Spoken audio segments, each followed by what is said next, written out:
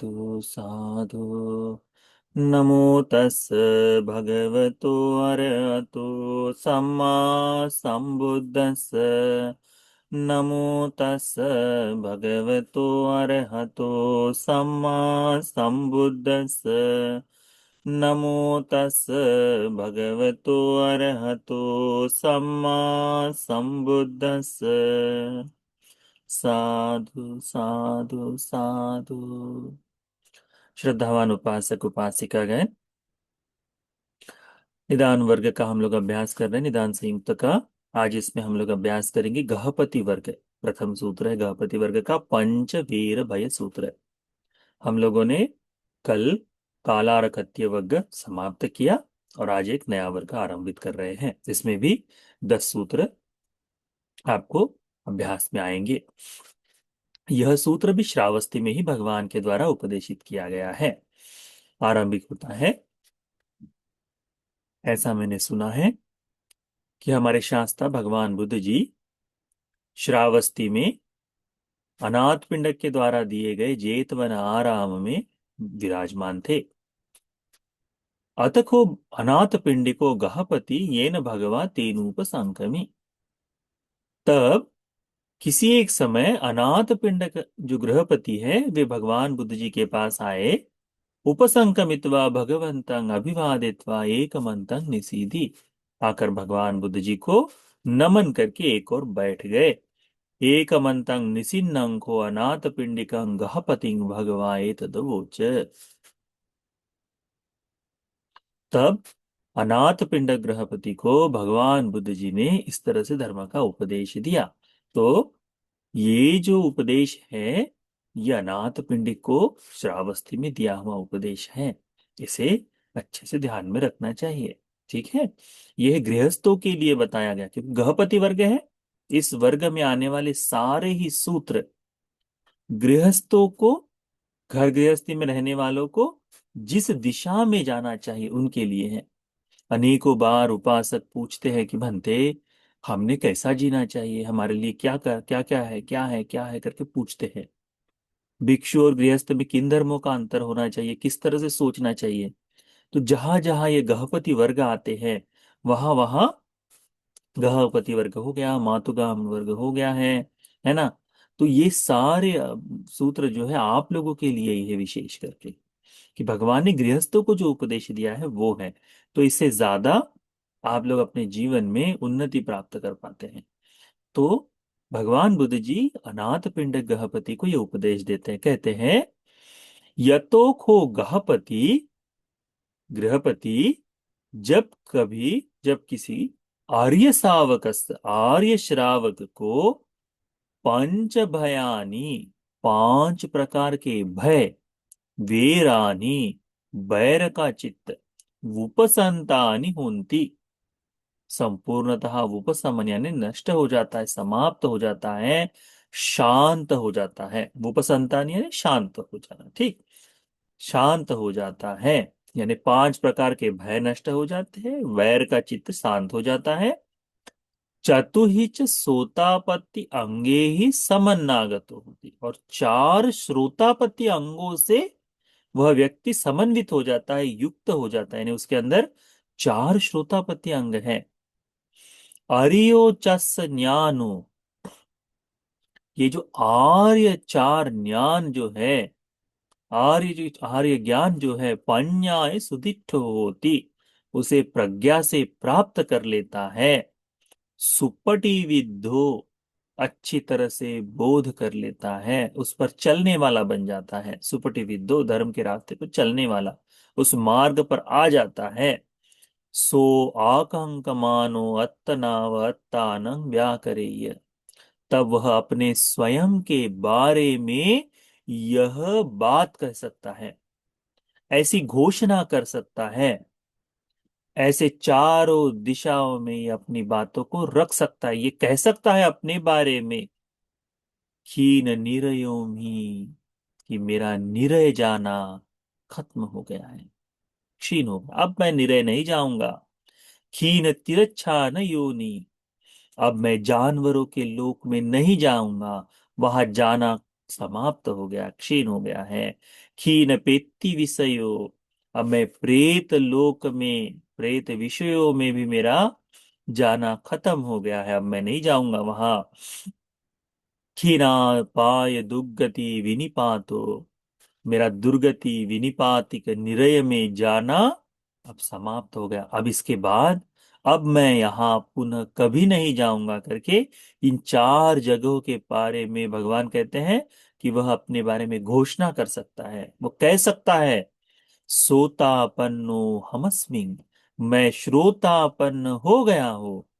अविनीत पाद धम्मो, वह अब जिस जगह पर है वहां से नीचे नहीं आ सकता, अभी नीचे की ओर नहीं जा सकता, अब गिर नहीं सकता। नियतो सो संबोधि परायणो, अब मेरी मार्ग, मेरी गति नियत हो गई है, निश्चित हो गया है गंतव्य, उधर ही जाना तय हो गया है, मैं वहां पहुंचूंगा ही। यानी गाड़ी स्टेशन से छूट चुकी है, अब वो वही जाकर रुकेगी, इस तरह से वह कह सकता है अपने बारे में। कब कह सकता है? जब उसके पांच भय समाप्त हो गए हो, वैर का चित्त शांत हो गया हो, और चार श्रोतापति अंगों से युक्त हो गया हो। इस बात को भगवान बुद्ध जी बताते हैं। तो गृहस्थ ने अपने जीवन में प्रबलता से इन पांच भयों को संपूर्णतः दूर करने का प्रयास करना चाहिए। क्या है वह पांच भय? पांच बैर क्या है? कतमानि पंच भयानि वेरानि उपसंतानि होन्ति। यं गहपति, हे गहपति, पानातिपाति पानातिपात पच्चया दिट्ठधाम्मिकाम्पि भयं वेरं पसवती। कहते हैं कि हे गृहपति, पानातिपात करने के बाद, ठीक है, ये जो पानातिपात करते हैं, जो हिंसा करते हैं, हिंसा करने के बाद इस हिंसा के परिणाम स्वरूप इसका विपाक दिट्ठ धम्मिकम्पी, अभी इसी जीवन में जो देखने को मिलेगा,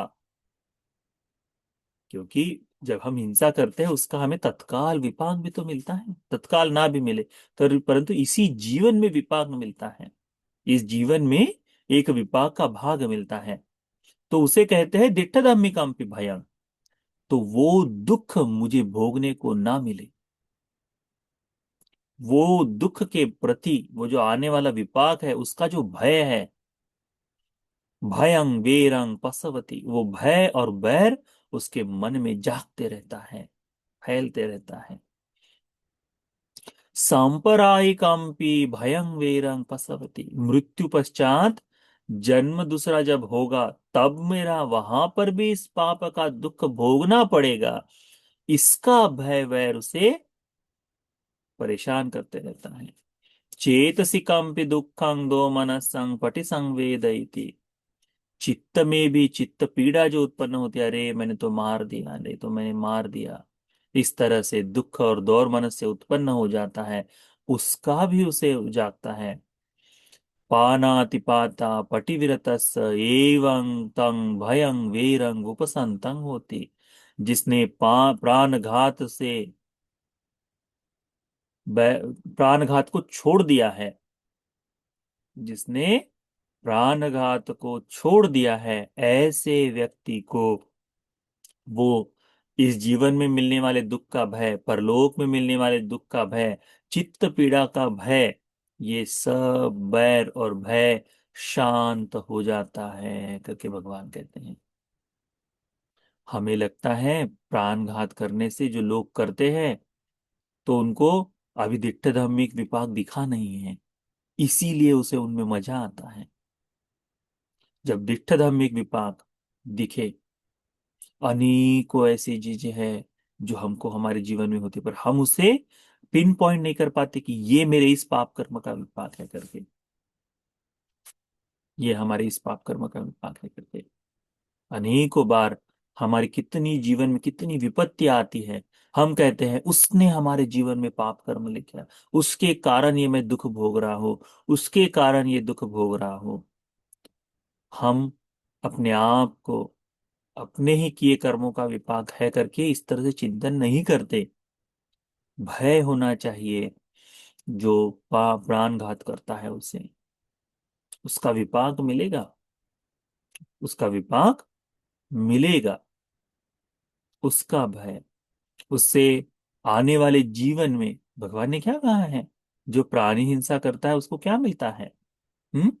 अल्पायु, गर्भ में ही मृत्यु हो जाती है, बाल्यावस्था में मृत्यु हो जाती है ना, युवक अवस्था में मृत्यु हो जाती है, मध्यम वयस्क की अवस्था में मृत्यु हो जाती है, अकस्मात मृत्यु हो जाती है। किस कारण से? हमें लगता है हाँ डॉक्टर्स का है, हमें लगता है अच्छा किसी ने एक्सीडेंट करवा दिया, हमें लगता है कि आ, इस महामारी के कारण या फिर खान पान के कारण नहीं। ये केवल निमित्त है। उसका प्रधान हेतु क्या है? हिंसा की है, प्राणघात किया है। उस प्राणघात का परिणाम है जो अल्पायु मिलती है। उसको भगवान कहते हैं ये जो भय है कि अरे मैं प्राणघात किया हूं मुझे अल्पायु मिले, मैं प्राणघात किया मुझे ये तकलीफ मिलेगी, इसका जो भय और वैर तब समाप्त हो जाता है जब वह व्यक्ति पानातिपाता से पटिविरत हो जाता है, प्राणघात से विरत हो जाता है, तो उसका ये भय और वैर शांत हो जाता है। फिर यंग पति अधिन्नादाय अधिन्नादान पच्चया, ये जो गृहपति चोरी करता है, उस चोरी करने के कारण दिट्ठदाम्मिकाम्पि भयं वेरं पसवती, इसी जीवन में जो उसे विपाक मिलने वाला है, सांपरायिकाम्पि भयं वेरं पसवती, भविष्य में जन्मों तक मिलने वाला जो विपाक है उसे अभी इसी जीवन में कैसे विपाक मिलता है? जिसने चोरी किया उसके चित्त में निरंतर चलते रहता है, किसी ने देख तो नहीं लिया, कोई आकर पकड़ तो नहीं लेगा। हम्म? आप लोगों ने देखा होगा, पति चोरी करता है, पत्नी उसमें साथ दे तो धन की पोटली लेकर यहाँ वहां भागते रहती है कि कहाँ छुपाए कहाँ छुपाए कहाँ छुपाए करके, है ना। वो देखा जाता है कि अरे चोरी करने के कारण वह स्वयं भी ठीक से रह नहीं पाता, किसने देख लिया कब पकड़ा जाऊंगा इसका निरंतर भय। मूर्ख आदमी तो वैसे ही फिर तो वो तो निरह जाने वाला तो उतना चिंता नहीं करता होगा, परंतु फिर भी सभी को, सभी चोरों को एक न एक दिन पकड़े जाने का भय निरंतर होता है, इसलिए तो भाग जाते हैं। हम्म? वैसा ही तो ये जो चोरी करने के कारण जो विपाक है, उस विपाक के से जो भय जागता है, भयं वेरं पसवती, यह अदिन्नादाना पटिविरत एवं तंग भयं वेरं उपसंता होती, तब उसका चोरी करने से विरत हो जाते ही उसका ये जो भय है, यह जो बैर है, यह समाप्त हो जाता है। कब? चोरी कर्म से विरत हो जाने के बाद। फिर भगवान अनाथ पिंड को कहते हैं, क्या कहते हैं अनाथ पिंडक को? यंगः पति कामे सुमिच्छाचारी, ये जो गृहपति व्यभिचार करता है, कामे सुमिच्छाचार पच्चया, व्यभिचार के परिणाम स्वरूप दिट्ठिदम्मिकम्पि भयं वेरं पसरति, उसके जीवन में जो यही इसी जीवन में विपाक दे, पत्नी जान जाएगी, बच्चे जान जाएंगे, बच्चे क्या कहेंगे, मेरा पिता ऐसा है, मेरी माँ ऐसी है, परिवार के लोग कहेंगे अरे ये तो विनाश के लिए लगा है, परिवार के सुख शांति के विनाश के लिए लगा है करके, चाहे पत्नी हो पति हो दोनों ही। जब कोई व्यभिचार करता है तो खुले में नहीं करता, छुपा कर करता है। ये व्यभिचार के कारण अपने परिवार की शांति समाप्त कर देता है।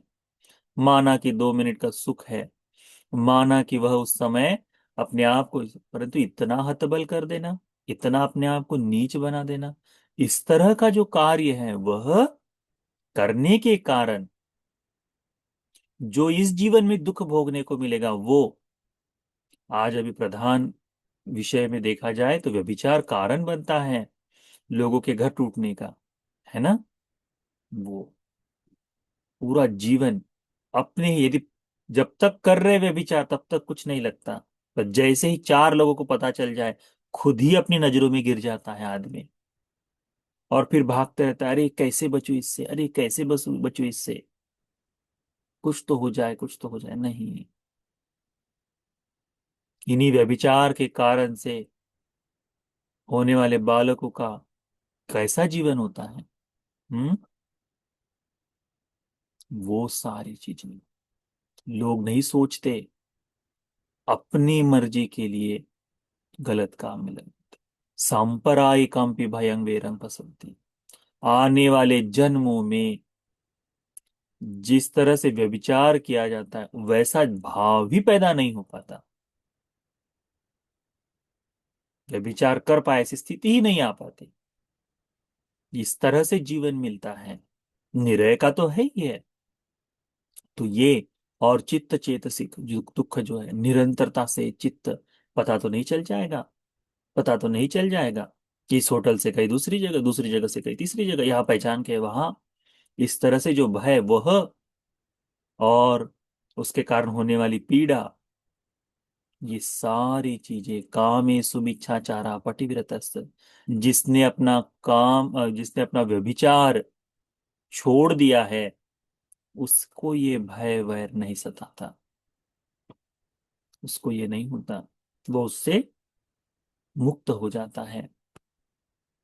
यंग गहपति मुसावादी, गहपति, ये जो झूठ बोलने वाला है, मुसा भाषण करता है, मुसावाद पच्चय, इस झूठ बोलने के कारण इसी जीवन में जो विपाक मिलता है उस कारण से भयभीत होता है, बैर से युक्त होता है, आने वाले जीवन में भी इस झूठ के परिणाम स्वरूप जो दुख मिलेगा उस कारण से भी भयभीत होता है, बैर करता है। उसका जो मानसिक है दुख, चित्त पीड़ा है, ये सारा दुख चित्त की पीड़ा है, ये सारी उसको सताते रहती है। मुसावादा पटिविरतस्य, जिसने झूठ बोलना त्याग दिया है, छोड़ दिया है, उसे ये भय और बैर नहीं सताते। अब जिसने कल कोई झूठ बोला है और आज वो समाधान कर ले कि आज के बाद मैं झूठ नहीं बोलूंगा, तो वो व्यक्ति इतना सक्षम हो जाता है कि कोई आकर पूछे कल तुमने झूठ बोला, हाँ मैंने झूठ बोला है, मैं उसकी शिक्षा भोगने के लिए तैयार हूं। क्यों? क्योंकि उसमें ये आ गया है कि अब इसके बाद वो जो चित्त की पीड़ा निरंतर सताते रहती थी कि किसको पता चल जाएगा तो मेरी ही नाक कटेगी। खैर अभी तो वर्तमान में झूठ बोलना तो फैशन हो गया है ना। झूठ बोलना तो बिल्कुल ऐसा हो गया है जैसे उसके बगैर, जैसे जिसको व्यक्ति को ऑक्सीजन की जरूरत हो गई है, वैसे ही झूठ बोलना जीवन की आवश्यकता है ना। मुझे लगता है कल को शायद वो मूलभूत परिभाषाओं में बदल दे, अन्न वस्त्र निवारा था ना, कि भोजन कपड़ा और रहने का घर, ये जैसी मौलिक आवश्यकता है वैसे ही झूठ को भी आवश्यकता बना देंगे। झूठ के बगैर तो अभी कुछ नहीं होता। तुम चाहे काम करने जाओ, जॉब पर जाओ, तुम चाहे बिजनेस करो, चाहे राजनीति करो, जो करना है सब में वही है ना। तो इसीलिए, परंतु ये केवल इसीलिए क्योंकि अभी मनुष्य की आयु 120 वर्ष से घट गई है, धर्म की चेतना भी बड़ी क्षीण हो गई है। आज धर्म का जीवन जीना बड़ा मुश्किल है, परंतु ऐसे जीवन में भी जो जी जाए, ऐसे जीवन में भी जो अपना जीवन संभाल ले, उसके लिए भगवान ने कहा है कि वो अपना बता सकता है, वो नगाड़ा बजा सकता है और लोगों को बता सकता है कि भाई मैं तो मुक्त हो गया हूं इन चीजों से, मैं निरय वगैरह से मुक्त हो गया। फिर कहते हैं, यंग पति सुरा मेरय मज्ज पमादट्ठाय, जो नशा करता है, सुरा का पान करता है, मेरय करता है, कच्ची पक्की शराब, जो चीजें प्रमाद में लेकर चली जाती हैं, उन चीजों से, उन चीजों के कारण करने से, ये जो सुरा मेरय मज्ज पमादट्ठान पच्चया, इसे करने के कारण ये जो दिट्ठ धामिकम भयं वेरंग पसवती, ये इसी जीवन में देखा जाने वाला। हम्म, हर पिता जो नशेले नशेड़ा है, वो शराबी है, उसको लगता है कि मेरा बेटा ना करे, ठीक है, परंतु उसके जीवन में ये भय निरंतर लगे रहता है। उसको, बर्बाद हो गए हैं नशे के कारण लोग, अच्छे अच्छे लोग बर्बाद हो गए, धन बहुत है, वे लोग बर्बाद हो गए। तो इस कारण से जो भय है इस वर्तमान में, वह आने वाले जीवन में, आज नशा कर लो कोई दिक्कत नहीं, कल ऐसा जीवन मिलेगा कि जिसमें नशे की जरूरत ही नहीं है। हम्म। नशा क्या करता है, तुम्हारी सूझ बूझ खत्म कर देता है ना, हमारी सूझ बूझ ही तो खत्म करता है। तो वो वैसा ही जीवन मिलेगा जहां सूझ बूझ ही ना हो, पड़ा है तो पड़ा है, हाँ ठीक वैसा ही, नशे में ही है वो बस। तुमने देखा होगा, बहुत सुंदर सुंदर आकृतियां होती है नशेली लोगों की, ठेके के बाहर पड़े रहते हैं ना, वैसे ही वो लोग पड़े रहेंगे, वो कोई कुछ नहीं समझ में आता वैसा। यही चीज है, भगवान कहते हैं नशा छोड़ते ही उसका ये भय और वैर समाप्त हो जाता है। ईमानी पंच भयानि वीरानि उपसंतानि होती, ये पांच प्रकार के भय और वैर शांत हो जाते हैं करके भगवान बुद्ध जी बता